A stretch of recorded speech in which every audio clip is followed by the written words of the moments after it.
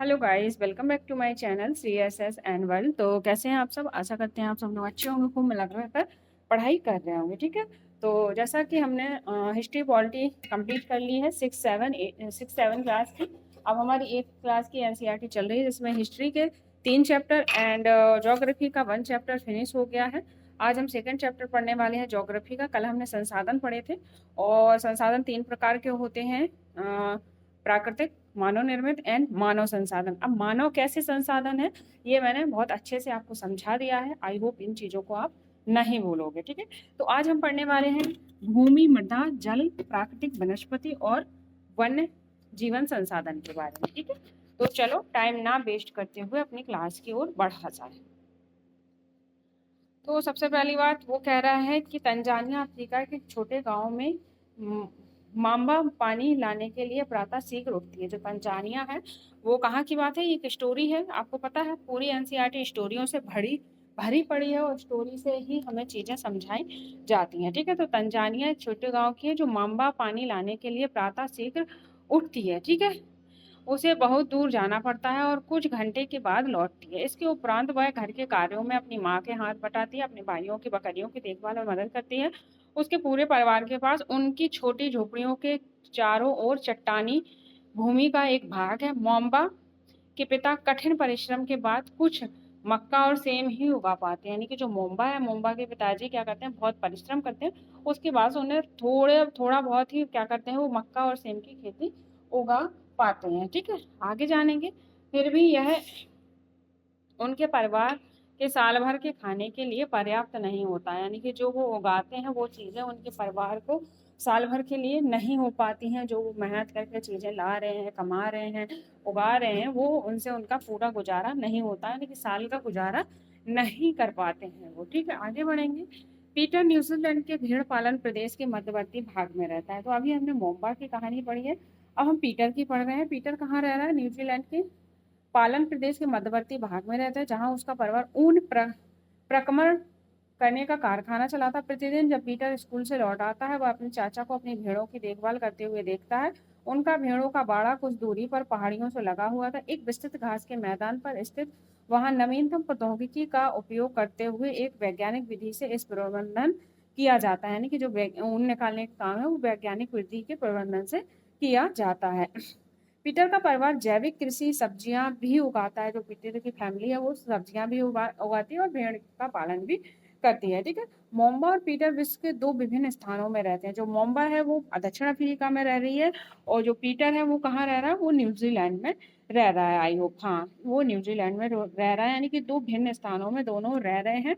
अब हम इनकी भूमि और मृदा के बारे में जानेंगे। कि देखो, आपको पता है किस कहीं की भूमि, मृदा, पानी, ये सारी चीजें क्या होती, चेंज होती है, समान नहीं होती है। ठीक है, उनके जीवन व्यतीत में बहुत अंतर है। विभिन्नता भूमि की गुणवत्ता, मृदा, जल, प्राकृतिक, वनस्पति, प्राणियों और प्रौद्योगिकी के उपयोग की भिन्नता के कारण इन स्थानों का एक दूसरे से भिन्न होने का मुख्य कारण इस प्रकार के संसाधन की उपलब्धता हो जाती है। तो जो इनकी भिन्नता है वो क्यों है? क्योंकि वहाँ की जो भूमि है, मृदा है, जल है, वनस्पति है, इन सब में क्या पाई जाती है? भिन्नता पाई जाती है। इसलिए उनकी चीजों को करने का तरीका, तौर तरीके सारे क्या हो जाते हैं? चेंज हो जाते हैं। अब जानेंगे।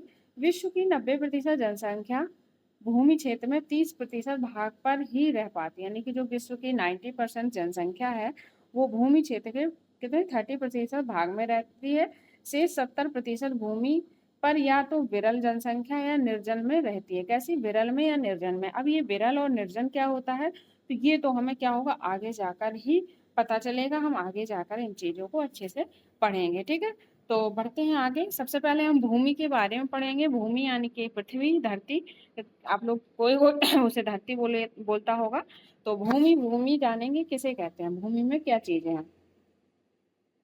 सभी महत्वपूर्ण प्राकृतिक संसाधन में भूमि भी शामिल है। यानी कि जो इम्पोर्टेंट संसाधन है उसमें क्या है, हमारी भूमि भी शामिल है। भूपृष्ठ के कुल क्षेत्रफल पर लगभग 30% भाग भूमि है। यानी कि जो भूपृष्ठ है, जो पूरी पृथ्वी है, उसमें लगभग 30% क्या है? आपका भूभाग है। यही नहीं, यही नहीं, थोड़े से प्रतिशत में भी सभी भाग आवास योग्य नहीं है, यानी कि जो 30% भूमि है उसमें क्या है, उस इस थोड़े से यानी कि इस 30% में जो भूमि है उसमें आवास यानी कि रहने योग्य भी नहीं है। यानी कि आसान भाषा में समझो, मान लो ये पृथ्वी है, पृथ्वी के 30% भाग में क्या है, भूमि है। अब इस 30% भाग में भी क्या है, आपके कुछ क्षेत्र ऐसे हैं जो क्या हो जाते हैं, रहने योग्य नहीं है, आवास योग्य नहीं है। ये चीज वो बता रहा है। ठीक है, आगे बढ़ेंगे। मुख्यतः भूमि और जलवायु के भिन्न लक्षणों के कारण विश्व के विभिन्न भागों में जनसंख्या का वितरण असमान पाया जाता है। अगर क्वेश्चन पूछता है कि जनसंख्या का वितरण असमान होने का क्या कारण है, अगर उसने स्टेटमेंट में दिया है कि भूमि और जलवायु के भिन्न भिन्न लक्षणों के कारण जनसंख्या में असमानता पाई जाती है, तो ये आपका आंसर सही हो जाएगा। ठीक है, ऊबड़ खाबड़ स्थलाकृतियां, पर्वत के तीव्र ढलान, ढाल, जलाक्रांत, संभावित निम्न क्षेत्र, मरुस्थल क्षेत्र एवं सघन वन क्षेत्र सामान्यतः विरल अथवा निर्जन है। जो मरुस्थल क्षेत्र है वो क्या है, कहीं विरल है और कहीं निर्जन है। उर्वर मैदान और नदी घाटियों के कृषि के लिए उपयुक्त भूमि उपलब्ध है, इसलिए ये स्थान विश्व के सघन में बसे हुए हैं। यानी कि जहाँ जहाँ उर्वर मैदान है, यानी कि उर्वरक वाले मैदान है, नदियां हैं, क्या है, मैदान है, नदियां हैं, घाटियां हैं, वहां पर क्या है, वहाँ के वे स्थान क्या है, सघन है। यानी कि यहाँ पर क्या है, नदियां बह रही हैं, यहाँ की भूमि उपजाऊ है, अच्छी फसल उग रही है, तो लोग यहीं तो रहेंगे घर बना के, जाहिर सी बात है। तो जहाँ पर अच्छे पानी की संसाधन है, जमीन उपजाऊ है, तो वहां पर लोग क्या करते हैं, घर बनाकर रहते हैं। वहां पर आवास ज्यादा होता है, इसलिए वो क्या हो जाते हैं, सघन बसे क्षेत्र कहलाते हैं। तो आई होप चीजें समझ में आ गई होंगी। अब पढ़ते हैं भूमि का उपयोग। ठीक है, कैसे भूमि का उपयोग होता है ये जानेंगे। भूमि का उपयोग भिन्न विभिन्न कार्यों के लिए किया जाता है, जैसे कृषि है, वानिकी है, खनन है, सड़कों, उद्योगों की स्थापना के लिए। साधारणतः इसे भूमि उपयोग कहते हैं। ठीक है, भूमि उपयोग यानी जो भूमि में काम होता है, जैसे हमने वनों को लगाया, कृषि किया, खनन किए, खनन मतलब खुदाई की, और सड़कों का निर्माण, उद्योग का निर्माण, ये सारी चीजें कहाँ हो रही, भूमि पर ही तो हो रही है, तो इसे क्या कहते हैं, भूमि का उपयोग कहा जाता है। क्या आप मोम्बा पीटर के परिवार के भूमि उपयोग के लिए विभिन्न तरीकों की सूची बना सकते हैं। भूमि का उपयोग भौतिक कारकों द्वारा निर्धारित किया जाता है, यानी कि जो भौतिक कारक होते हैं, प्राकृतिक कारक होते हैं, भौतिक कारक होते हैं, उनके आधार पर हम भूमि की उपयोगिता का निर्धारण करते हैं, जैसे स्थलाकृति, मृदा, जलवायु, खनिज, जल की उपलब्धता, मानवीय कारक जैसे जनसंख्या और प्रौद्योगिकी भी भूमि उपयोग प्रतिरूप के महत्वपूर्ण निर्धारक होते हैं। ठीक है, तो ये सारी चीजें इनसे क्या होती है, हमें भूमि की उपयोगिता का हम निर्धारण करते हैं। आगे बढ़ेंगे। आगे कह रहा है, स्वामित्व के आधार पर भूमि को निजी भूमि और सामुदायिक भूमि में बांटा गया है। किसके आधार पर, स्वामित्व, यानी कि निजी भूमि और सामुदायिक भूमि के में बांटा गया। स्वामित्व मतलब जिस पर हमारा अधिकार हो, जैसे हम लोग हैं, जो हमारी खेती है वो क्या हो जाती है, निजी भूमि हो जाती है, उस पर वो हमारे नाम पर है। पर कोई सरकारी चीज है वो सामुदायिक हो गई, या फिर किसी ने मिलकर चीजें खरीदी हैं वो क्या हो गई, सामुदायिक हो गई। तो निजी और सामुदायिक आप समझ सकते हो। आगे बढ़ेंगे। निजी भूमि व्यक्ति के स्वामित्व में होती है। ठीक है, निजी भूमि क्या होती है, व्यक्ति के स्वामित्व में, जबकि सामुदायिक भूमि समुदाय के स्वामित्व में होती है। तो स्वामित्व के आधार पर कितने प्रकार की भूमि होती है, दो प्रकार की, निजी और सामुदायिक। इस चीज का ध्यान रखेंगे। सामान्य रूप से इसका उपयोग समुदाय से संबंधित व्यक्तियों के लिए किया जाता है, जैसे चारा, फलों, नट, औषधियों, बूटियों एकत्रित करना। इन सामुदायिक भूमि को साझा संपत्ति संसाधन भी कहा जाता है। ठीक है, अगर क्वेश्चन बन जाता है कि साझा संपत्ति संसाधन किस भूमि को कहा गया है, तो सामुदायिक भूमि को आप साझा संपत्ति संसाधन कह सकते हो। ठीक है, आगे बढ़ेंगे। जनसंख्या और उस जनसंख्या और उनकी मांग सदैव बढ़ती रहती है। जो जनसंख्या है, उनकी मांगे हैं, वो सदैव बढ़ती रहती हैं, लेकिन भूमि की उपलब्धता क्या है, सीमित है। यानी कि जो भूमि है वो हमारी सीमित है, पर जनसंख्या और मांग क्या हो रही है, बढ़ रही है। स्थान के अनुसार भूमि की गुणवत्ता में अंतर होता है। लोगों ने सामुदायिक भूमि पर व्यापारिक क्षेत्र बनाने, नगरीय क्षेत्रों में घर बनाने और ग्रामीण क्षेत्रों में कृषि योग्य भूमि का विस्तार करने के लिए अनाधिकृत हस्तक्षेप करना शुरू कर दिया है। क्या करना शुरू कर दिया, हस्तक्षेप मतलब जैसे कहीं उन्होंने क्या किया, खेत बनाने के लिए क्या किया, बड़े बड़े जंगलों को नष्ट किया, और उद्योग स्थापित करने के लिए भी जंगलों को नष्ट किया, घरों को बनाने के लिए भी जंगलों को नष्ट किया। तो ये सारी चीजें देखने को मिल रही हैं। ठीक है, आगे बढ़ते हैं। अगर क्लास पसंद आ रही है तो आपको लाइक, शेयर, सब्सक्राइब करना नहीं भूलना है, और अच्छे से अपनी क्लास को पढ़ना है। ठीक है, तो आगे बढ़ेंगे। आज भूमि का उपयोग प्रतिरूप में व्यापक परिवर्तन हमारे समाज में सांस्कृतिक परिवर्तन को दर्शाने लगा। यानी कि जो भूमि का व्यापक प्रतिरूप है वो क्या कर रहा है, व्यापक परिवर्तन हमारे समाज में समाज में सांस्कृतिक परिवर्तनों को दर्शाने लगा। वर्तमान में कृषि और निर्माण संबंधी गतिविधियों के प्रसार के कारण निम्नीकरण, भूसंकलन, मृदा अपरदन और मरुस्थलीकरण पर्यावरण के प्रमुख खतरा हो गए हैं। यानी कि जो वर्तमान में कृषि निर्माण संबंधित गतिविधियों का प्रसार हो रहा है, खेती बढ़ाई जा रही है, खेत बढ़ाए जा रहे हैं, इसके लिए व्यापार उद्योग बढ़ाया जा रहा है, तो उससे क्या हो रहा है, हमारी गतिविधियों का क्या हुआ है, निम्नीकरण, भूसंकलन, मृदा अपरदन और मरुस्थलीकरण पर्यावरण के क्या हो गए हैं, प्रमुख खतरे हो गए हैं।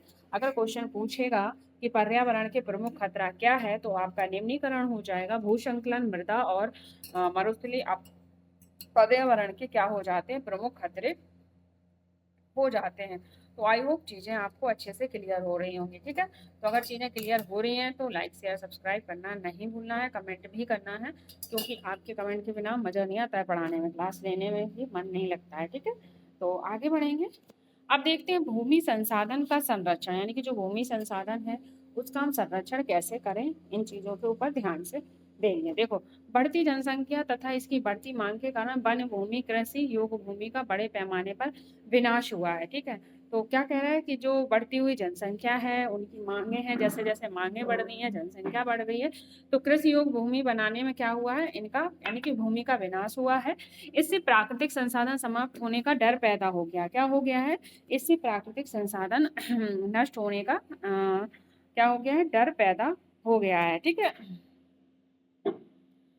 आगे बढ़ेंगे।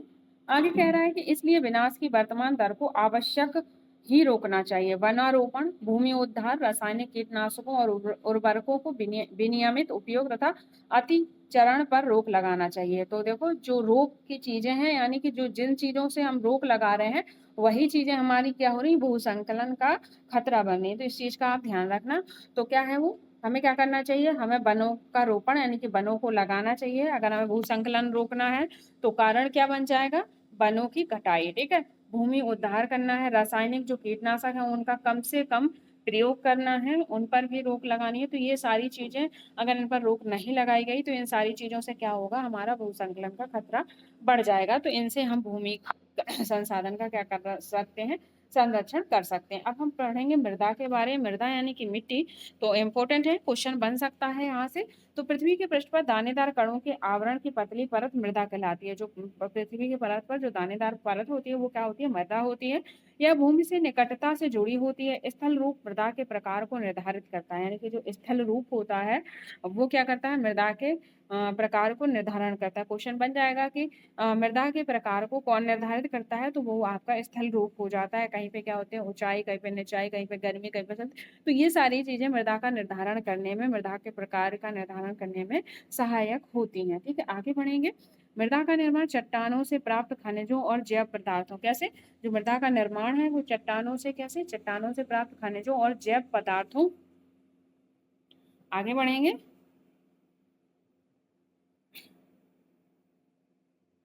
एक मिनट, जैव पदार्थों से होता है। ठीक है, आगे बढ़ते हैं, आगे क्या है, आगे जानेंगे। तो सबसे पहले देख लेते हैं भू संकलन क्या होता है, जिसके बारे में हम अभी पढ़े रहे थे। इनके रीजन और बचाव की चीजों के बारे में हमने पढ़ा, कैसे भू संकलन आता है, किस रीजन से, और कैसे भू संकलन को रोका जा सकता है। तो ये सारी चीजें हमने पढ़ी थी। पर भू संकलन है क्या, जानेंगे। भू संकलन को सामान्य रूप से सैल, मलबा या ढाल से गिरने वाली मिट्टी के बृहद संचालन के रूप में परिभाषित किया गया। जो भू संकलन है वो क्या होता है, सैल के रूप में, मलबा के रूप में और ढाल ढाल से गिरने वाली मिट्टी के बृहद यानी कि बहुत बड़े रूप को परिभाषित करता है। क्या, आपका भूसंकलन। वे प्रायः कैसे आते हैं, भूकंप, बाढ़ और ज्वालामुखी के साथ घटित होते हैं। जैसे ही भूकंप आएगा या बाढ़ आएगी, ज्वालामुखी आएगी, तो इसके साथ भूसंकलन घटित होता है। लंबे समय तक भारी वर्षा होने से भी भूसंकलन हो सकता है। देखा, कैद सुनते होगा कि वहां इतनी वर्षा हो रही थी कि क्या हुआ, वहां पर पहाड़ गिर गया, वहां पर इतनी सारी मिट्टी गिर गई। तो ये सारी चीजें क्या है, भूसंकलन का ही तो रीजन है। तो बारिश से भी भूसंकलन होता है आपका, उससे क्या कहते हैं, भूकंप ज्वालामुखी, ये सारी चीजें आपके भूसंकलन का कारण बन जाती हैं। तो इस चीज का आप ध्यान रखेंगे, ठीक है। तो आगे बढ़ते हैं। नदी के प्रवाह को कुछ समय के लिए अवरुद्ध कर देता है। क्या कर देता है? नदी के, यानी कि जैसे आप नदी के बीच में कहीं बहुत सारा मलबा या मिट्टी गिर गई, तो वो नदी की प्रवाह, यानी कि उसकी जो नदी बह रही है, लहरें बह रही हैं, उनको भी क्या कर देती? अवरुद्ध। नदी अवरुद्ध अचानक फूट पड़ने से निचली घाटियों के आवास में विध्वंस आ जाता है। पहाड़ी भूभाग में भूसंकलन एक मुख्य और विस्तृत रूप से फैली प्राकृतिक आपदा है, जो प्रायः जीवन और संपत्ति को आघात पहुंचाती है। चिंता का एक क्या हो जाता है? मुख्य विषय हो जाता है। जो पहाड़ी इलाकों में भूसंकलन होता है, उससे बहुत सारे लोगों की जान चली जाती है। जैसे आपने नेक्स्ट ईयर शायद वहां पे हरिद्वार में गिरा था, जिसकी वजह से बहुत से लोगों की क्या गई थी? जान चली गई थी। तो ऐसे भूसंकलन क्या होते हैं? खतरे वाले होते हैं, ठीक है। आगे बढ़ेंगे। आगे बढ़ेंगे। एक वस्तु स्थित अध्ययन, क्या है ये अध्ययन, ये जान लेंगे। तो एक बार पढ़ लेते हैं, वैसे इंपॉर्टेंट नहीं लग रहा है। हिमाचल प्रदेश के किन्नौर जिले में रेकांग पीओ के निकट पंजी गांव में एक भूसंकलन के कारण राष्ट्रीय मार्ग 22 की पुरानी हिंदुस्तान तिब्बत सड़क 200 मीटर तक का भाग क्या हो गया था? नष्ट हो गया था इससे। तो ये नष्ट होने वाली चीजें हैं। न्यूनीकरण क्रियाविधि क्या है, ये जानेंगे। ये इंपॉर्टेंट लगता है, पढ़ लेते हैं, ठीक है। तो वैज्ञानिक प्राविधियों के विकास में हमें समझने की शक्ति मिलती है कि भूसंकलन उत्पन्न होने के कारण कौन कौन से कारक और उनका प्रबंधन कैसे करना है। भूसंकलन को रोकने की क्या विधियां होती हैं, ठीक है। भूसंकलन प्रभावित क्षेत्रों का मानचित्र बनाकर इसमें प्रभावित होने वाले स्थानों को अंकित करना। इस प्रकार इन क्षेत्रों को आवास बनाने के लिए छोड़ा जा सकता है। यानी कि हमने एक मैप बनाया और उसमें जहां जहां भूसंकलन हो सकता है, उन उन जगहों पर क्या जनता को रुकने से या घर बनाने से रोका जा सके या छोड़ दें उन्हें। तो वहां अगर भूसंकलन होता भी है, तो लोगों के क्या होगी? लोगों को क्षति नहीं पहुंचेगी, ठीक है। भूमि को खिसकने से बचाने के लिए प्रतिधारी दीवार का निर्माण करना। भूसंकलन को रोकने का सबसे प्रभावी तरीका वनस्पति आवरण में वृद्धि, यानी कि जो वनस्पति है, जो वन है, उनमें क्या करनी चाहिए? हमें वृद्धि करनी चाहिए। फिर नेक्स्ट क्या है?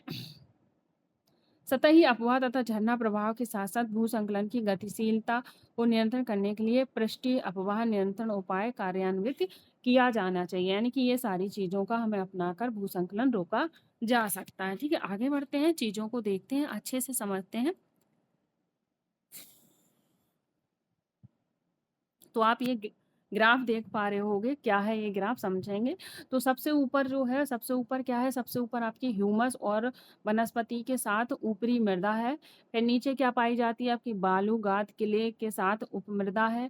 फिर अपजयी चट्टानों एक पदार्थ है, और फिर क्या है? जनक चट्टानें हैं। तो सबसे ऊपर क्या पाई जाती है? ऊपरी परत पर ह्यूमस और वनस्पति पाई जाती है। दूसरे नंबर पे आपकी बालू गाद किले के साथ उपमृदा पाई जाती है, मृदा उपमृदा, और फिर अपक्षय चट्टानी पदार्थें पाई जाती हैं। तो ये याद रखना, सीरीज में पूछ सकता है, ठीक है। अब देखेंगे जी अपक्षय क्या होता है, जो हमने अपक्षय पढ़ा है।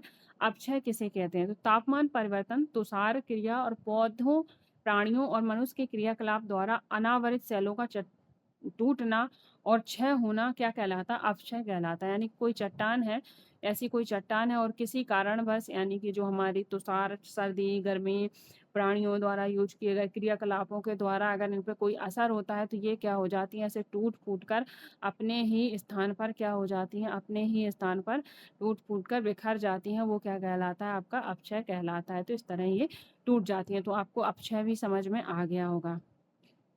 आगे बढ़ते हैं। आगे कह रहा है कि भूमि तथा भूमि पर पाए जाने वाले खनिज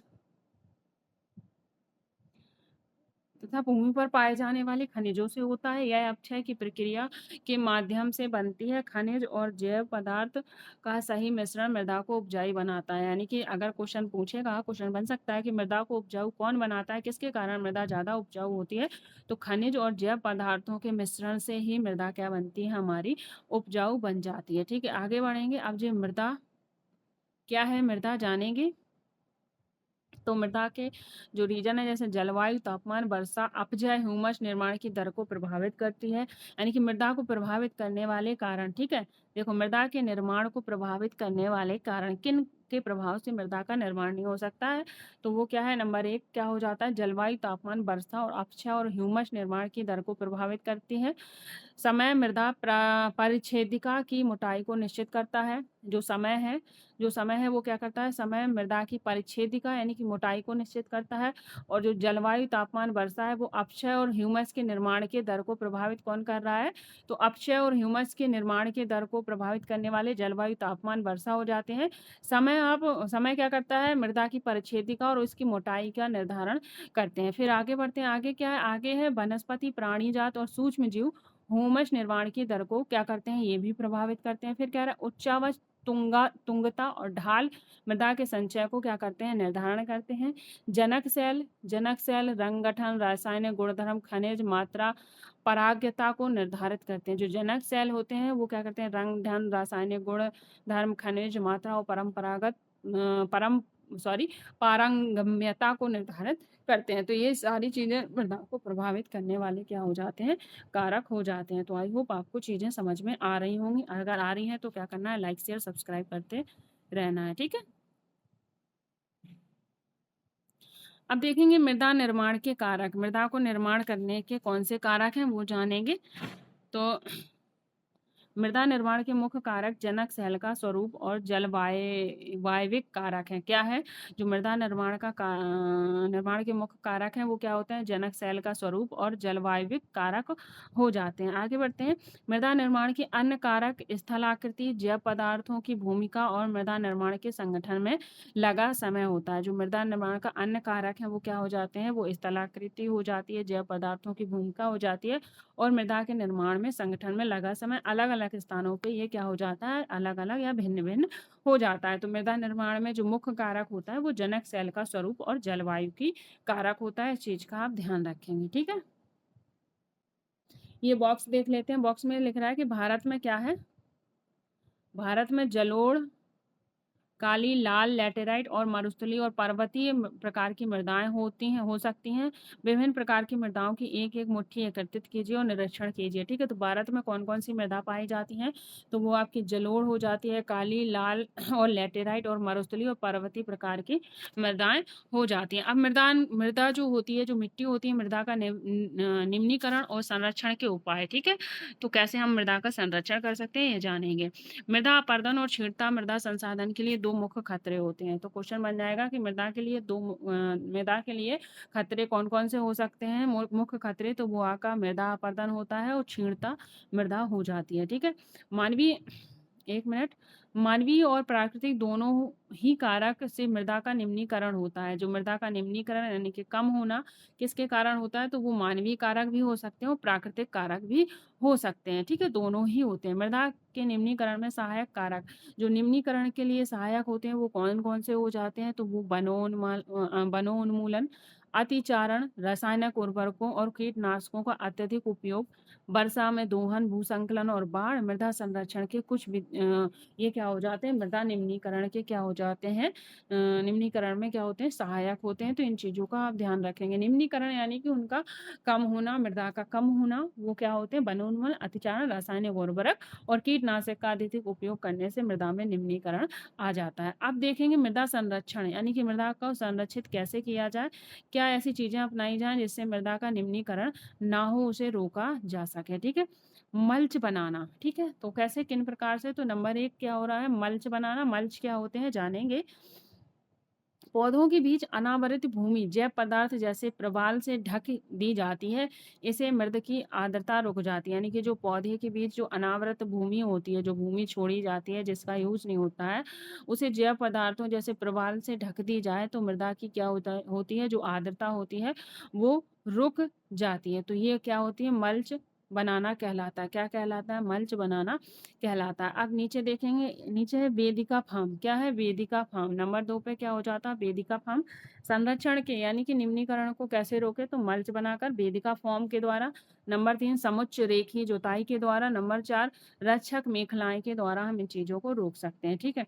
तो वेदिका फॉर्म चौड़े समतल सोपान अथवा वेदिका तीव्र ढालों पर बनाए जाते हैं ताकि सपाट सतह फसल उगाने के लिए उपलब्ध हो जाए और इनकी पृष्ठीय प्रभाव और मृदा अपरदन कम हो। यानी कि जो चौड़े समतल सोपान होते हैं वेदिका तीव्र ढालों पर बनाए जाते हैं ताकि सपाट सतह वाले। तो ये है आपका वेदिका फॉर्म। ये देखो, ये दिख रहा है वेदिका फॉर्म। ये सीढ़ी नुमा होते हैं। कैसे होते हैं, ये देखो ढाल पे बनी ऐसे ऐसे, जी दिख रहे हैं लाइन है, ये दिख रही है लाइन है।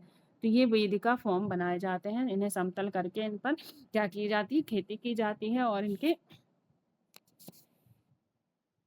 उगाने के लिए इन्हें सपाट सतह पर फसल उगाने के लिए उपलब्ध हो जाते हैं, यानी कि इनकी वेदिकाएं बना दी जाती हैं। ठीक है, आगे बढ़ेंगे। समुच्च रेखीय जुताई क्या होती है? तो एक पहाड़ी ढाल पर समुच्च रेखाएं के समानांतर जुताई ढाल से नीचे बहते जल के लिए एक प्राकृतिक अवरोध का निर्माण करती है। तो देखेंगे क्या है। तो ये देखो, इन्होंने क्या की, यहाँ जो एलो एलो ये जुताई कर दी है और ये क्या है, ये ढाल यहाँ पे पानी रोकने के लिए अवरुद्ध करके ये मिट्टी ऊंची ऊंची बना दी जाती है, जिससे यहाँ पे क्या हो, पानी को रोका जा सके और जो मृदा बह के जा रही है उसे भी क्या किया जा सके, रोका जा सके। तो उसे क्या कहते हैं, समुच्च रेखीय जुताई कहते हैं। तो वो कहाँ होती है? तो एक पहाड़ी ढाल पर समुच्च रेखीय गांव के समानांतर जुताई ढाल से नीचे बहते जल के लिए एक अवरोध, अवरोध यानी कि ऐसे की जाती है, जैसे आपने सुना होगा मेड़ बना दो, यहाँ से पानी निकल रहा है तो पानी वहां रुक जाता है, तो इसी तरह से समुच्च रेखी होती है। ठीक है, अब रक्षक मेखलाएं क्या होती हैं, इंपॉर्टेंट है। तो तटीय प्रदेश और शुष्क प्रदेशों में वन गति रोकने के लिए वृक्ष कतारों में लगाए जाते हैं ताकि मृदा आवरण को बचाया जा सके। तो रक्षक मेखलाएं ये होती हैं, जो आपने देखा होगा रोड के किनारे किनारे पेड़ लगे रहते हैं, तो वो क्या है, वो रक्षक मेखलाएं कहलाती हैं। तो आई होप चीजें समझ में आ रही होंगी क्या है। तो मृदा के मृदा का संरक्षण करने के लिए मल्च बनाना। मल्च क्या होते हैं, पौधों के बीच अनावृत भूमि को जैव पदार्थ जैसे प्रवाल से ढक दी जाती है, जिससे आर्द्रता रुक जाती है। वेदिका फार्म क्या होते हैं, चौड़े समतल सोपान अथवा वेदिका तीव्र ढालों पर बनाए जाते हैं। वेदिका कहाँ बनाई जाती है, तो वो तीव्र ढालों पर बनाई जाती है। समुच्च रेखी क्या है, रक्षक मेखलाएं क्या है। तो मैंने सारी चीजें आपको समझा दी हैं, आपको समझ में आ गई होंगी। ठीक है, अब क्या है समुच्च रेखी हमने क्या पढ़ा था, समुच्च रेखीय जुताई पढ़ी थी। अब हम पढ़ते हैं समुच्च रेखीय रोधिकाएं। ठीक है, रोधिकाएं क्या होती हैं जानेंगे। तो ये भी उसी में शामिल हो जाता है। 4 हो गए थे, अब हमारे 5 हो गए। समुच्च रेखाओं का पर रोधिकाएं बनाने के लिए पत्थर घास मृदा का उपयोग किया जाता है। रोधिकाओं के सामने जल एकत्र करने के लिए खाइयां बनाई जाती हैं। ध्यान से सुनना, जो रोधिकाएं होती हैं उनमें क्या होता है, पत्थर घास मृदा का उपयोग होता है और सामने जल एकत्र करने के लिए वहां क्या बना दी जाती है, खाई बना दी जाती है। तो इस चीज का आप ध्यान रखेंगे। ठीक है, नेक्स्ट नंबर 6 पे क्या हो जाता है, चट्टान का बांध बनाना। और नंबर 7 पे बीज की फसल उगाना। कह रहा है कि यह जल के प्रवाह को कम करने के लिए बनाए जाते हैं और यह नालियों की रक्षा करते हैं और मृदा की क्षति को रोकते हैं। क्या, चट्टान और बांध बनाना। ठीक है फिर आगे क्या है, एक मिनट इसे इरेज कर दूं, ये एक्स्ट्रा लाइन खिंच जा गई है। ठीक है फिर है बीज की फसल उगाना। वर्षा दोहन से मृदा को सुरक्षित रखने के लिए अलग अलग समय पर भिन्न भिन्न फसलें एकांतर कतारों में उगाई जानी चाहिए, उसे क्या कहते हैं, बीज की फसल उगाना कहते हैं। अब क्वेश्चन कैसे बनेगा, पहला क्वेश्चन यही बन जाएगा कि बीज की फसल उगाना किसे कहते हैं। तो क्या अलग अलग समय पर भिन्न भिन्न फसलें एकांतर कतारों में उगाई जाती हैं, उसे क्या कहते हैं, बीज की फसल कहते हैं। तो इस चीज का आप ध्यान रखेंगे। ठीक है, आगे बढ़ते हैं। अब देखो बॉक्स में क्या लिखा है, बॉक्स में लिखा है कि वर्ष 1975 में मानव उपयोग के लिए जल की खपत कितनी 3850 घन किलोमीटर वर्ष थी, जो वर्ष 2000 में बढ़कर कितनी हो गई, 6000 घन किलोमीटर हो गई। यानी कि जो जल की खपत है वो भी बढ़ गई है। तो अब हम किसके बारे में पढ़ने वाले हैं, जल के बारे में पढ़ने वाले हैं। तो हमने भूमि के बारे में पढ़ लिया, मृदा के बारे में पढ़ लिया, अब हम जल के बारे में पढ़ने वाले हैं, जो कि बहुत इंपॉर्टेंट हो जाता है और यहाँ से तो क्वेश्चन आता है। ठीक है, जल एक महत्वपूर्ण नवीनीकरणीय प्राकृतिक संसाधन है। जो जल है वो क्या है, एक नवीनीकरणीय संसाधन है। और कैसा, प्राकृतिक। हमने आपको पढ़ाया था पिछले लेसन में नवीनीकरणीय और अनवीनीकरणीय। तो आप पहला लेसन देखिए, देन आप इस क्लास को पढ़ सकते हो। ठीक है, तो भूपृष्ठ एक 3/4 भाग में जल से ढका है। जो पृथ्वी का भूभाग है, पृथ्वी का भूभाग है वो 3/4 भाग पर क्या है, उसके जल से ढका हुआ है, इसलिए जल ग्रह कहा जाता है। इसलिए पृथ्वी को क्या कहते हैं, जल ग्रह कहते हैं। लगभग 3.5 अरब वर्ष पहले जीवन आदि महासागरों से ही प्रारंभ हुआ था। कितने वर्ष पहले, तो 3.5 अरब साल पहले जो जीवन था वो कहाँ से आरंभ हुआ था, वो आपका महासागरों से प्रारंभ हुआ था।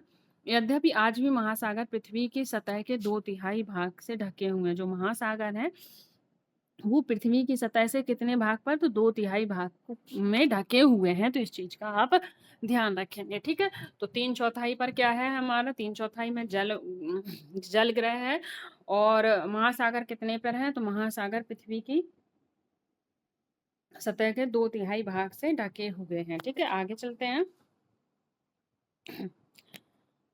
और विविध प्रकार के पौधों और जंतुओं को मदद करते हैं। महासागरों का जल कैसा है, महासागरों का जल लवणीय है और मानव उपयोग के लिए उपयुक्त नहीं है। जो महासागर का जल है वो कैसा है, लवणीय है, ये हम लोग यूज नहीं कर सकते हैं। आलवण जल केवल कितना है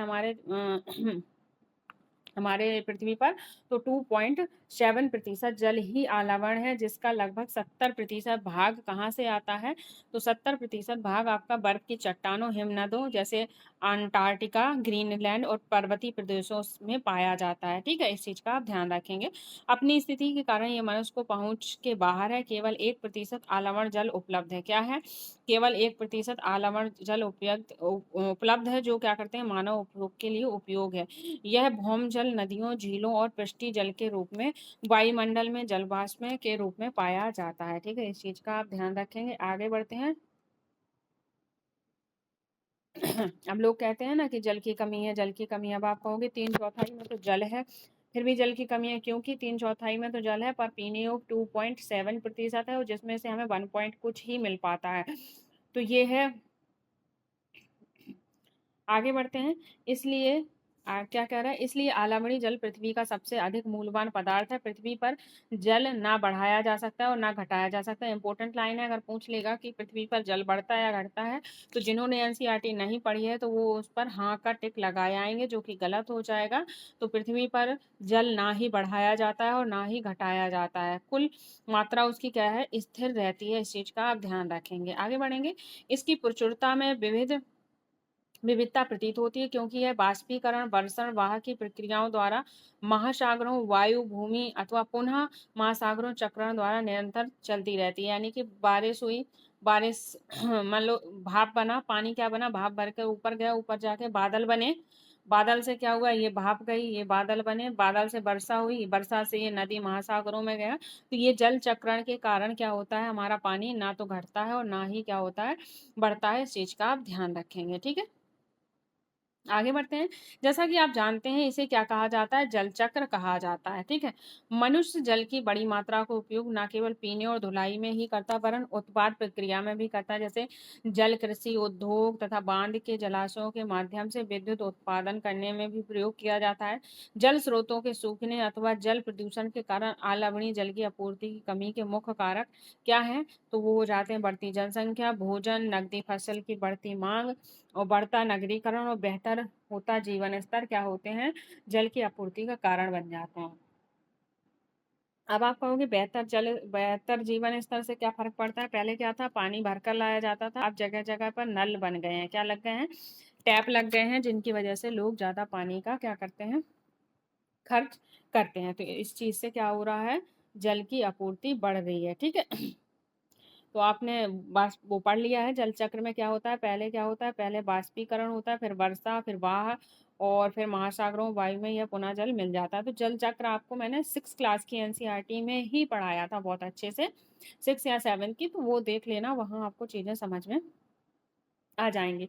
अब जो जल है उसकी उपलब्धता में क्या समस्याएं आती हैं वो जानेंगे। देखो, आपको सारी एनसीईआरटी सीरीज से ही पढ़नी पड़ेंगी। क्यों, क्योंकि हर एनसीईआरटी को कनेक्ट करके पढ़ाया गया है। ऐसा नहीं है कि आपने ये एनसीईआरटी पढ़ ली, 7 8 की पढ़ ली और तो आपको समझ में आ जाएगा, नहीं। जो चीजें आपको पहले पढ़ा चुकी है एनसीईआरटी, जैसे जल चक्र हो गया, आपका अक्षय अपर्दन हो गया, तो वो थोड़ी यहाँ पे आपको वो दोबारा बताएंगे। तो उसके लिए आपको एनसीईआरटी शुरू से देखनी होगी। तो आप एनसीईआरटी देख सकते हो, ठीक है।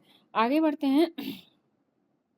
विश्व के कई प्रदेशों में जल की कमी है। अधिकांश अफ्रीका, पश्चिम एशिया, दक्षिणी एशिया, पश्चिम संयुक्त राज्य अमेरिका के भाग में, उत्तरी पश्चिम मैक्सिको, दक्षिण अमेरिका के भाग और संपूर्ण ऑस्ट्रेलिया आलवड़ी जल की आपूर्ति की कमी का सामना कर रहा है। यानी कि ये जो देश हैं, ये इन देशों में क्या है, जल की कमी पाई जा रही है। इनको देख लेना एक बार, ठीक है। ये देश जलवायु प्रदेशों में स्थित है जहाँ अक्सर सूखा पड़ता है। यानी कि ये प्रदेश कैसे कहाँ स्थित है, तो जलवायु में स्थित है जहाँ पर अक्सर क्या पड़ रहा है, सूखा पड़ रहा है। जब सूखा पड़ेगा, पानी की बरसात नहीं होगी, तो क्या होगा, जल की आपूर्ति होगी, ठीक है। उनमें जलाभाव की अधिक समस्या बनी रहती है। इस प्रकार जल का अभाव मौसमी अथवा वार्षिक वर्षण विविधता के परिणाम स्वरूप हो सकता है। यानी कि जो जल का अभाव है, जल की कमी है, उसमें मौसमी और वार्षिक वर्षा का भी हाथ होता है, ठीक है, कमी में। आगे जानेंगे। अथवा अति उपयोग जल स्रोतों के संदूषण के कारण भी जल का अभाव हो सकता है। यानी कि जो जल का ज़्यादा से ज़्यादा यूज हो रहा है, वो भी जल का अभाव का कारण बन जाता है। आगे बढ़ेंगे। जल संसाधनों का संरक्षण कैसे करेंगे, तो पहले हम पढ़ते हैं कि जल की कमी यानी किसी चीज़ की कमी के बारे में, फिर उनका कैसे बचाव किया जा सकता है। ये दोनों चीज़ें हम साथ में लेकर चल रहे हैं, आप देख रहे हो।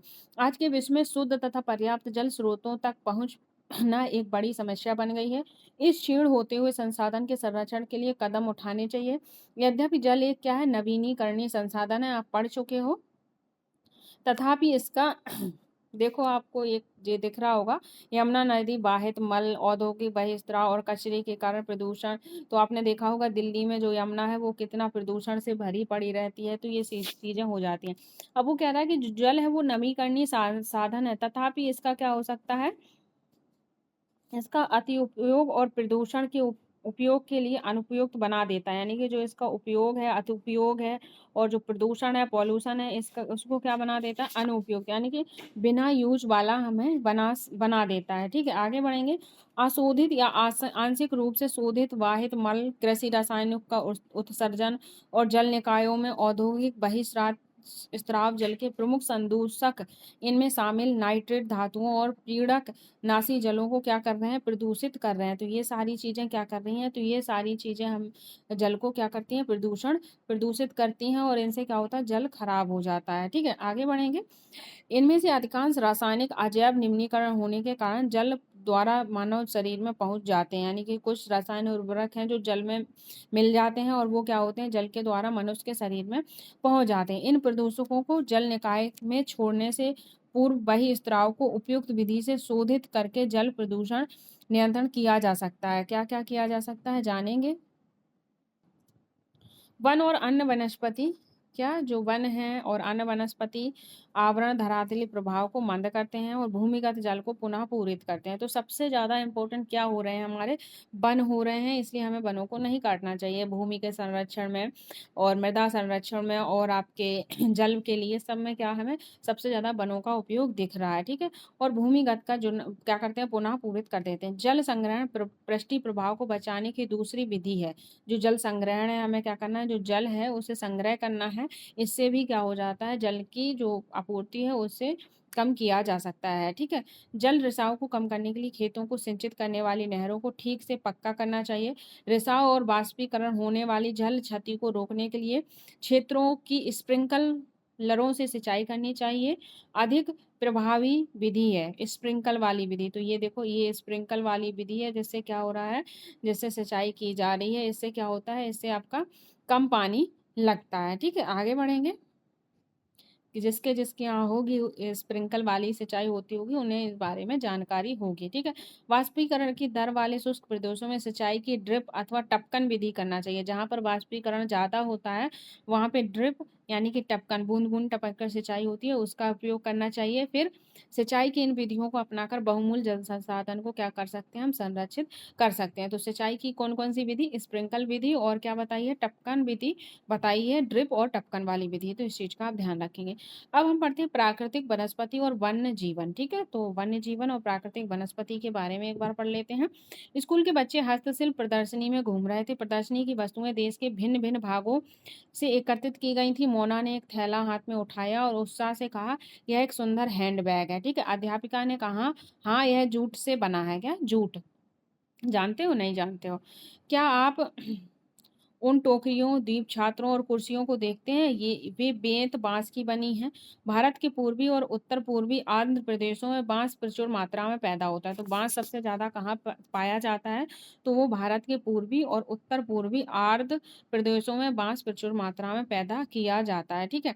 जैसी रेशमी स्कार्फ देखकर उत्साहित थी, यह खूबसूरत स्कार्फ देखो। अध्यापिका ने स्पष्ट किया कि रेशम कीटों से प्राप्त किया जाता है। जो रेशम है वो किससे प्राप्त किया जाता है? रेशम आपका कीटों से प्राप्त किया जाता है, जो शहतूत के पेड़ पर पाले जाते हैं। ठीक है? तो ध्यान रखना, रेशम के कीड़े कहाँ पाए जाते हैं? शहतूत के पेड़ पर पाए जाते हैं, और रेशम रेशम के कीटों से पाया जाता है। बच्चे समझ गए कि पौधे अनेक विभिन्न उत्पाद प्रदान करते हैं, जिनका उपयोग हमें अपने दैनिक जीवन में होता है। यानी कि उन्होंने समझ लिया कि पौधों से हमें बहुत सी चीजें बनाई जाती हैं, जिनका उपयोग हम अपने दैनिक जीवन में, रोजमर्रा के जीवन में करते हैं। ठीक है? प्राकृतिक वनस्पति और वन्य जीवन केवल स्थल मंडल, जल मंडल, वायुमंडल के बीच जुड़े एक सक्रिय क्षेत्र में ही पाए जाते हैं, जिसे हम जैव मंडल कहते हैं। तो ये जैव मंडल भी आप पढ़ चुके हो। तो ठीक है, जैव मंडल किसे कहते हैं?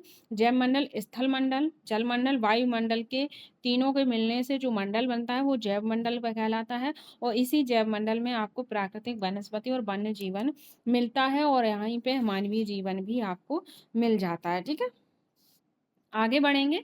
आई होप चीज़ें क्लियर हो रही होंगी। अगर हो रही हैं तो लाइक शेयर सब्सक्राइब करना नहीं भूलना है। ठीक है? अब देखो अब क्या कह रहा है। सभी जीवित जातियां जीवित रहने के लिए एक दूसरे पर निर्भर है। यानी कि जो जीवित जातियां हैं, प्रजातियां हैं, वो जीवित रहने के लिए क्या है? परस्पर संबंधित, यानी कि निर्भर है। इनकी ये इंपॉर्टेंट लाइन है, इस चीज को ध्यान रखना। सभी जीवित जातियां जीवित रहने के लिए एक दूसरे पर कैसी? परस्पर संबंधित होती हैं। इस जीवन आधारित को क्या कहते हैं? परतंत्र। तो परतंत्र किसे कहते हैं? जो एक दूसरे पर निर्भर रहते हैं, जिस जगह पर लोग, वो परतंत्र कहलाता है। इस चीज का ध्यान रखेंगे। आपको पहले एनसीईआरटी में बहुत अच्छे से समझाया गया है, तो आप देख सकते हो। वनस्पति और वन्य जीवन बहुमूल्य संसाधन है। जो वनस्पति है और जो वन्य जीवन है, क्या हो जाता है? हमारे लिए बहुमूल्य संसाधन हो जाता है। पौधे हमें इमारती लकड़ी देते हैं, प्राणियों को आश्रय देते हैं ऑक्सीजन उत्पन्न करने में, जिससे हम सांस लेते हैं, फसल उगाने के लिए आवश्यक मृदा की सुरक्षा करते हैं, रक्षक मेखलाओं के रूप में कार्य करते हैं। ठीक है, क्या करते हैं? रक्षक मेखलाओं के रूप में कार्य करते हैं। भूमिगत जल के संग्रह करते हैं। हमें फल, लेटेक्स, तारापीन का तेल, ठीक है, तारपीन का तेल, गोंद, औषधियां, पौधे और कागज प्रदान करते हैं, जो आपके अध्ययन के लिए क्या हो जाती हैं? अत्यधिक आवश्यक हो जाती हैं। पौधों की असंख्य उपयोग से उनमें आप कुछ और जोड़ सकते हैं। जैसे आगे बढ़ेंगे, क्या कह रहा है? वन्य जीवन के अंतर्गत जंतु, पक्षी, कीट एवं जलीय रूप में आते हैं। ठीक है, जलीय जीव रूप में आते हैं। उनमें हमें दूध, मांस, खाल, ऊन प्राप्त होता है। कीट जैसे मधुमक्खी हमें शहद देती है। ठीक है, मधुमक्खी क्या करती है? हमें शहद देती है। फूलों के परागकरण में मदद करती है, और परितंत्र में अपघटक के रूप में एक महत्वपूर्ण भूमिका निभाती है। चिड़िया हमें अपने भोजन के लिए कीटों पर निर्भर है, अपघटकों के रूप में कार्य करती हैं। गिद्ध मृत जीवों जंतुओं को खाने के कारण एक अपमार्जक है। पर्यावरण का एक महत्वपूर्ण शोधक समझा जाता है। इसलिए प्राणी चाहे बड़े हों और या अथवा छोटे हों, सभी परतंत्र में क्या करते हैं? संतुलन बनाए रखने में मदद करते हैं। आपने परतंत्र वाला चैप्टर ईवीएस में पढ़ा होगा। जिन बच्चों ने जो बच्चे आप परतंत्र या बायोलॉजी पढ़ी होगी, ईवीएस पढ़ी होगी, उसमें देखा होगा परतंत्र कैसे एक दूसरे पर लोग परजीवी, ठीक है, परजीवी, स्वपोषी और ऐसी चीजें आपने पढ़ी होंगी उसमें। ठीक है, तो वही चीज है ये परतंत्र। ठीक है, आगे बढ़ते हैं। वनस्पति, प्राकृतिक वनस्पति का वितरण क्या होता है? इसे पढ़ने से पहले हम पहले ये बॉक्स पढ़ लेते हैं, क्या है। कह रहा है कि भारतीय उपमहाद्वीप में जिन पशुओं का उपचार डिक्लोफिनेक, एस्पिरिन अथवा इब्रुप्रोफेन जैसे पीड़ानाशक से किया जाता है, उनकी अपमार्जन उपरांत गिद्ध किडनी खराब होने से मर गए थे। यानी कि जो भारत में जिस दवाइयों का यूज किया गया था पशुओं के दर्द को कम करने के लिए, उनसे क्या हुआ था? उनसे गिद्धों की क्या हुई? किडनी खराब हो गई और वो मर गए। पशुओं पशुओं की इन औषधि के उपयोग के कारण करने पर क्या कर दिया गया? प्रतिबंध लगा दिया गया। क्यों लगा दिया? क्योंकि इससे गिद्धों को क्या हो रही थी? किडनी खराब हो रही थी। ठीक है, और प्रयास किए जा रहे थे, तथा आरक्षित स्थानों पर गिद्धों के प्रजनन के प्रयास किए गए। यानी कि गिद्ध खत्म ना हो जाए, इसके लिए उन्हें अलग से संरक्षण दिया गया और उनके प्रजनन का प्रबंध किया गया। तो कौन कौन सी दवाएं थी? तो डिक्लोफिनेक थी और एस्पिरिन और इब्रूप्रोफेन जैसी पीड़ानाशक दवाइयों से। ठीक है, इन चीज़ों का आप ध्यान रखना, इंपॉर्टेंट है, क्या पता पूछ ले, तो हमें सारी जानकारी होनी चाहिए। ठीक है, आगे बढ़ते हैं। प्राकृतिक वनस्पति का वितरण क्या हो जाता है, जानेंगे। वनस्पति की वृद्धि मुख्य रूप से तापमान और आर्द्रता पर निर्भर करती है। ठीक है, तो वनस्पति किस पर निर्भर है? तापमान और आर्द्रता पर निर्भर करती है। विश्व की वनस्पति के मुख्य प्रकार को कितने भागों में बांटा गया है? तो 4 भागों में रखा गया है। वन, घास स्थल, गुल्म और टुंड्रा। कौन कौन से हैं 4 स्तर? तो आपके वन हो जाते हैं, घास स्थल हो जाते हैं, गुल्म और टुंड्रा हो जाते हैं। तो जानेंगे इनको अच्छे से, क्या है इनकी खासियत। ठीक है, तो अगर चीज़ें पसंद आ रही हैं तो लाइक शेयर सब्सक्राइब करना नहीं भूलना है और अपनी चीज़ों को अच्छे से पढ़ते हुए जाना है। ठीक है, भारी वर्षा वाले क्षेत्रों में विशाल वृक्ष उग सकते हैं। इस प्रकार वन प्रचुर जल आपूर्ति वाले क्षेत्रों में भी पाए जाते हैं, यानी कि जहाँ पर ज़्यादा वर्षा होती है वहाँ पर वन अच्छे उग सकते हैं। जैसे जैसे आर्द्रता कम होती है वैसे वैसे वृक्षों का आकार, उनकी सघनता कम हो जाती है, उनका घनापन क्या हो जाता है, कम। जहाँ पर आर्द्रता नहीं होगी, बारिश नहीं होगी, वहाँ पर पेड़ सूख जाएंगे और उनका आकार कम हो जाएगा। और क्या होगी, उनकी सघनता, यानी कि सघन मतलब घने वृक्ष, घने जंगल, वो कम हो जाएंगे। ठीक है, सामान्य वर्षा वाले क्षेत्रों में छोटे आकार वाले वृक्ष और घास उगती है। ठीक है, तो ध्यान से सुनना, जहाँ पर वर्षा कम होती है वहां पर छोटे आकार वाले वृक्ष और घास उगती है। और जिससे विश्व के क्या कहा जाता है, जिसे विश्व के घास स्थलों का निर्माण होता है। ठीक है, किसका निर्माण होता है? घास स्थलों का निर्माण होता है। कम वर्षा वाले शुष्क प्रदेशों में कटीली झाड़ियां एवं गुल्म उगते हैं। तो जो कटीली झाड़ियां, वो गुल्म कहाँ पाए जा रहे हैं? तो कटीली झाड़ियां और गुल्म आपके कम वर्षा वाले और शुष्क प्रदेशों में पाए जाते हैं, इस चीज का ध्यान रखेंगे। और इस प्रकार वृक्ष क्षेत्रों में पौधे की जड़ें गहरी होती हैं।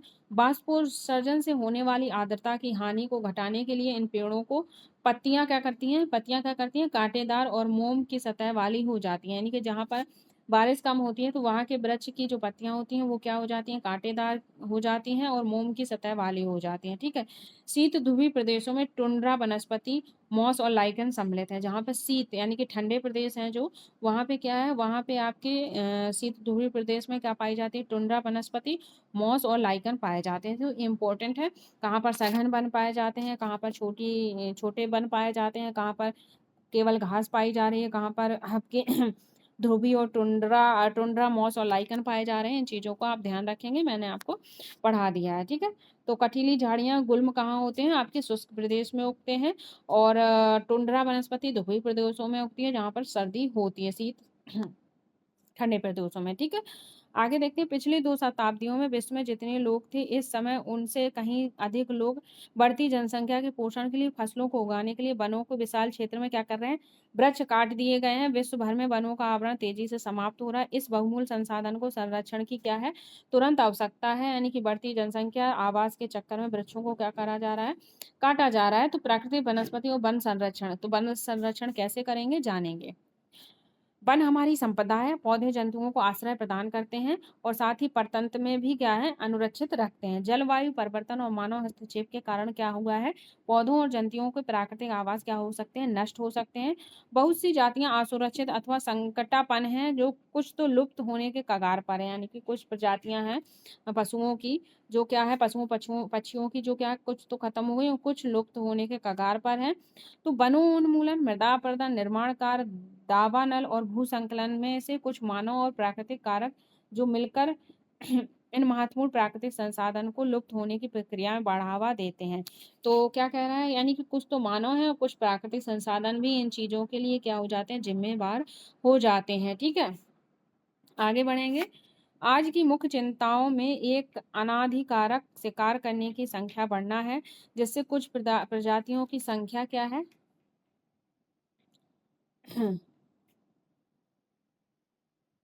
आगे बढ़ते हैं। तो कौन कौन सी चीजें, जैसे वनोन्मूलन हुआ, मृदा अपरदन हुआ, निर्माण कार्य, दवानल, इन सब चीजों में प्राकृतिक और मानव दोनों ही क्या हो जाते हैं? दोनों का हाथ होता है संसाधनों को लुप्त करवाने में। तो इस चीज का आप ध्यान रखेंगे। ठीक है, तो जिसमें कुछ खास प्रजातियों की संख्या क्या हो गई है? संख्या में तेजी से कमी आई, यानी कुछ प्रजातियां तो बहुत ही कम बची हैं। वो क्या है? जैसे पशु खाल, चमड़ा, नाखून, दांत और पंखों के साथ सींगों की एकत्रीकरण और गैर कानूनी व्यापार के लिए जंतुओं का अनाधिकार शिकार किया जाता है। किसके लिए? जैसे पशु की खाल चाहिए, चमड़ा चाहिए, नाखून, दांत और पंख चाहिए, उनके लिए भी क्या किया जा रहा है? शिकार किया जा रहा है चोरी छुपे, क्योंकि ये क्या है? गैर कानूनी हो जाता है। इनमें से कुछ जंतु चीता, शेर, हाथी, ब्लैक बक, मगरमच्छ, दरियाई घोड़ा, हिम तेंदुआ, शुतुरमुर्ग और मोर हैं। यानी कि इन लोगों का क्या किया जा रहा है? शिकार किया जा रहा है। इनका संरक्षण जागरूकता को बढ़ा कर किया जा सकता है। ठीक है, लोगों को जागरूक करके इनका संरक्षण किया जा सकता है। राष्ट्रीय उद्यान, वन्य जीव अभ्यारण्य, जैव मंडल निचय हमारी प्राकृतिक वनस्पतियां और वन्य जीवन को सुरक्षित रखने के लिए बनाए जाते हैं। ठीक है, तो ये सारी चीजें किस लिए बनाई जाती हैं? तो वन वनस्पति को सुरक्षित करने के लिए बनाई जा रही हैं। तो इम्पोर्टेंट आप राष्ट्रीय उद्यान, वन्य जीव अभ्यारण्य और जैव मंडल और हमारी प्राकृतिक वनस्पतियां, वन्य जीव सुरक्षित, ये चीजें आप देख लेंगे कौन से वन्य अभ्यारण्य कहाँ कहाँ हैं। ठीक है, ज्यादा नहीं, मोस्ट इम्पोर्टेंट जो थोड़े थोड़े याद करने। ठीक है, सक्रिय घाटियां, झीलों और आर्द्र भूमि का संरक्षण मूल्यवान संसाधन नष्ट होने से बचाने के लिए आवश्यक है। तो हमें सक्रिय घाटियां और झीलों और आर्द्र भूमि का संरक्षण करना चाहिए, जिससे कि हमारे जो संसाधन है मूल्यवान वो नष्ट ना हो। ठीक है, ये क्रियाकलाप है, ये हमें नहीं पढ़ना है, आगे पढ़ते हैं। अगर चीजें समझ में आ रही हैं तो पता है आपको क्या करना है, लाइक शेयर सब्सक्राइब करना है। और कल मैं एक वीडियो डालूंगी जिसमें आपको बताऊंगी कैसे क्या आप करना है। 1 महीने से भी कम समय बचा है, तो इस पर एक अच्छा सा वीडियो कल बनाने वाली हूँ जिससे आपको चीजें क्लियर रहें। ठीक है, आगे बढ़ते हैं। यदि प्रजातियों की सापेक्ष संख्या को भंग ना किया जाए तो पर्यावरण में संतुलन बना रहता है। यानी कि जो प्रजातियों की जो संख्या है, अगर उसे भंग ना करें हम, तो पर्यावरण में क्या बना रहेगा? हमारे संतुलन बना रहेगा। विश्व के अनेक भागों में मनुष्य ने अपने क्रियाकलापों में अनेक प्रजातियों के प्राकृतिक आवास में उथल पुथल कर दी है।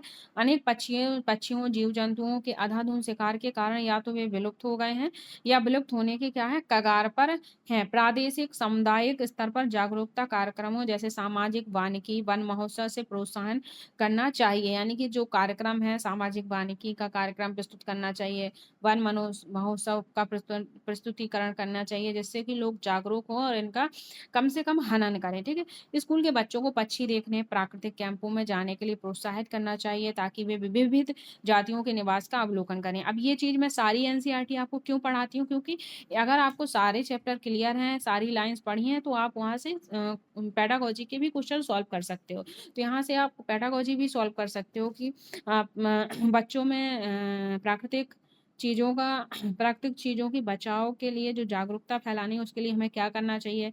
तो आप उन्हें कैंपों में ले जा सकते हैं, पक्षियों को दिखाने ले जा सकते हैं, तो ये सारी पेडागोजी में भी काम आएंगे। बहुत से देश पक्षियों को, पशुओं को मारने और उनके व्यापार करने के विरुद्ध हैं। भारत में शेर, चीता, हिरणों, भारतीय सारंग और मोर को मारना क्या अवैध है? ठीक है, क्या क्या? भारत में आप शेर, चीता, हिरण नहीं मार सकते हो। भारतीय सारंग और मोर मारना क्या हो जाता है? अवैध हो जाता है, इन पर रोक लगाई गई है। ठीक है, ध्यान रखेंगे। एक अंतर्राष्ट्रीय परिपाटी CITES, the convention on international trade in endangered species of wild fauna and flora की स्थापना की गई है। तो इस चीज का आप ध्यान रखेंगे। अंतरराष्ट्रीय पर किसका किसकी स्थापना की गई है? तो CITES की स्थापना की गई है। इसकी फुल फॉर्म आप याद रखेंगे, क्यों की गई है ये जानेंगे। ठीक है, जिससे प्राणियों और पक्षियों की अनेक जातियों की सूची तैयार की गई है। इस सूची में दिए गए सभी पक्षियों और प्राणियों के व्यापार करने पर क्या है? प्रतिबंध लगा है। यानी कि जो इस सूची में आपके डले हैं प्राणियों के नेम, उन पर आप व्यापार और उन्हें मार नहीं सकते हैं। और पौधों और प्राणियों का संरक्षण प्रत्येक नागरिक का क्या है? आपका नैतिक कर्तव्य माना जाता है। इस चीज का आप ध्यान रखेंगे। आगे बढ़ते हैं। अब जैव मंडल निश्चय क्या है? जैव मंडल निश्चय, तो यह वैश्विक नेटवर्क द्वारा जुड़े रक्षित क्षेत्रों की एक श्रृंखला है, जिसे संरक्षण और विकास के बीच संबंध को प्रदर्शित करने के इरादे से बनाया गया था। क्या? जैव मंडल निश्चय क्या है? वैश्विक नेटवर्क है, जिसे क्या किया गया था? संरक्षण और विकास के बीच को प्रदर्शित करने के लिए बनाया गया था। ये काजीरंगा क्या है? काजीरंगा राष्ट्रीय उद्यान में हाथियों का झुंड। ठीक है, तो काजीरंगा राष्ट्रीय उद्यान कहाँ है? पढ़ लेंगे आप एक बार, क्योंकि पूछ सकता है, एनसीईआरटी में दिया गया है। क्या आप जानते हैं जो CETES है वो क्या है? यहाँ पर क्या चीज़ें होती हैं? तो एक सरकारों के बीच क्या हुआ था? अंतर्राष्ट्रीय समझौता हुआ था। इसका उद्देश्य यानी कि the convention of international trade in endangered species of wild fauna and flora, सरकारों के बीच एक अंतर्राष्ट्रीय समझौता। इसका उद्देश्य यह सुनिश्चित करना था कि वन्य प्राणी पौधों के नमूने अंतर्राष्ट्रीय व्यापार से उनके जीवन को कैसे कोई खतरा ना हो। मोटे तौर पर जो पशुओं की प्रजातियां हैं कितना तय की गई हैं, तो पशुओं की 5,000 प्रजातियां और पौधों की 28,000 प्रजातियों को क्या किया गया है? रक्षित किया गया है। जैसे भालू, डॉल्फिन, कैक्टस, प्रवाल, आर्किड और एलो इसके उदाहरण हो जाते हैं। तो इम्पोर्टेंट हो जाता है। आप देख पा रहे हो कितने 5,000 पशु हैं और 28,000 पौधों की प्रजातियों को क्या है? खतरा है और इन्हें क्या किया गया है? संरक्षित किया गया है। तो आई होप चीज़ें क्लियर हो रही होंगी। हो रही हैं तो लाइक, शेयर, सब्सक्राइब करना नहीं भूलना है और अच्छे से पढ़ना है। तो आपने ये सारी चीज़ें पढ़ ली हैं। अब जानेंगे हमने क्या-क्या चीज़ें पढ़ी हैं और इनको मैं शॉर्ट रूप में आपको फिर से बताने की कोशिश करती हूँ। सबसे पहले हमने पढ़ा भूमि। क्या पढ़ा? भूमि के बारे में। फिर पढ़ा हमने मृदा के बारे में, फिर जल और प्राकृतिक वनस्पति और जल संसाधन के बारे में पढ़ा। तो इनके बारे में बेसिकली हमने 2 चीज़ें जानी। एक हमने क्या जानी? 2 चीज़ें जानी। एक तो इनका जो कमी है, इनके ख़त्म होने का रीज़न जाना, यानी कि इनका जो निम्नीकरण है, खपत है, ये ख़त्म होते जा रहे हैं, इनका संकलन होता जा रहा है, निम्नीकरण होता जा रहा है, वो जाना है और इनके बचाव के कारण जाने, ठीक है? क्या? बचाव के कारण जाने। तो भूमि के लिए क्या-क्या चीज़ें बताई थी हमने, मृदा के लिए, तो दोनों उपायों को आपको ध्यान में रखना है। सीधी बात आपको क्या करना है, अपना सीरीज़ वाइज़ लिखना है, एक क्या बनानी है तालिका बनानी है और उसमें क्या करना है आपको भूमि, मृदा, जल और प्राकृतिक वनस्पति लिखना है, उनके दोनों रीजन लिख लेने हैं। एक साइड आपको एक तरफ लिखना है इसके खत्म होने के या इसके निम्नीकरण के या भूसंकलन के रीजन और इनके बचाव। तो उनको आप शॉर्ट फॉर्म में लिख लेंगे, क्या-क्या मैंने बचाव बताए थे, क्या-क्या जैसे हमने मृदा के यानी कि भूमि के लिए क्या था, भूमि में भूसंकलन हो रहा था, क्यों हो रहा था? वनों की कटाई से और जो कीटनाशकों का उपयोग हो रहा है, उनसे हो रहा था और बढ़ती जनसंख्या से वनों की कटाई हो रही है। आवास बढ़ाने के लिए वन कट रहे हैं और उर्वरकों का यूज़ उन्हें रोकना है और भी कई चीज़ें थी। उन बचाव से हम क्या कर सकते हैं, मृदा भूमि अपरदन को रोक सकते हैं। भूमि अपरदन का रीज़न भी बताया था, भूसंकलन होना और वही सेम चीज़ें वनों को ज़्यादा से ज़्यादा काटना, ये सब भूसंकलन के क्या हो जाते हैं, रीज़न हो जाते हैं। तो उनकी बचाव और उनका उन किस कारण उनका दोहन हो रहा है, कैसे वो कम हो रहे हैं, इनको आप देख सकते हो, ठीक है? फिर हमने क्या किया था, वन्य जीवन संसाधन में हमने देखा था कि वन्य जीवन संसाधन है, वो कहाँ पर प्राकृतिक वनस्पति कहाँ पाई जाती है, तो जैव मंडल में पाई जाती है। जैव मंडल क्या है? जलमंडल, स्थल मंडल और वायुमंडल, तीनों को मिलकर क्या बनता है? हमारा जैव मंडल होता है। और हमारे जो जैव मंडल में लोग, पशु, पक्षी, मानव रहते हैं, वो क्या है? एक दूसरे पर परस्पर निर्भर होते हैं, उन्हें परतंत्र कहते हैं। तो ये सारी चीज़ें हमने इस चैप्टर में जानी। तो आई होप आपको ये सारी चीज़ें समझ में आ गई होंगी। अगर चीज़ें समझ में आई हैं तो लाइक, शेयर, सब्सक्राइब करना नहीं भूलना है और अपनी क्लासेस को कंटिन्यू रखना है। कल एक वीडियो आएगी जिस पर आपको बताया जाएगा कि लास्ट टाइम में आप कैसे प्रिपरेशन करें और उस हिसाब से आप प्रिपरेशन कर सकते हैं और आपका सीटेट आराम से क्वालीफाई हो जाएगा। So thank you guys, take care and bye bye.